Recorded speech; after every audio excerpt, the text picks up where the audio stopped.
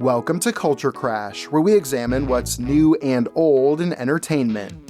In the summer and fall of 2024, Brat was everywhere.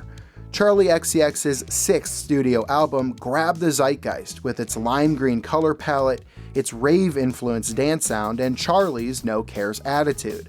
It spawned a TikTok dance, a second album full of remixes, and months of hand-wringing all across the news landscape as Brat became a cultural movement.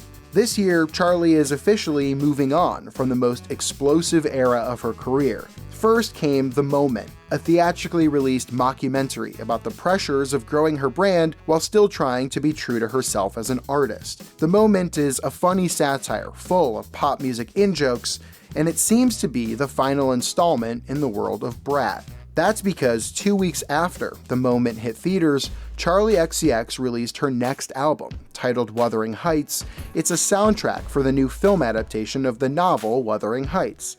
Charli's soundtrack mixes her specific brand of synth pop with orchestral instrumentation and the dark Gothic romance of Emily Bronte's famous novel. There's shimmery hyperpop on the song Dying for You, darkly obsessive lyrics and desperate intensity on songs like Seeing Things in Altars, as well as a Nine Inch Nails-like industrial horror feeling on the album's opener, House, featuring John Cale.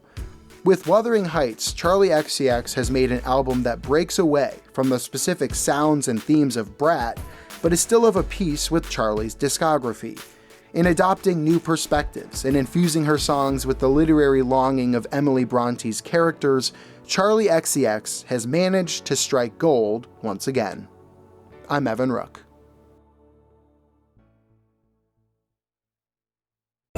The In Good Health podcast gives listeners the latest news on what's trending in health, science, technology, and more, featuring medical experts who break down complex topics in a way that's easy to understand. The mice that ate the salmon that had been fed the soybean meal diet got obese, so it's not just what you eat, but it's what the thing you eat has eaten that's important. The In Good Health podcast, available wherever you find your favorite podcast and at ingoodhealthpodcast.org.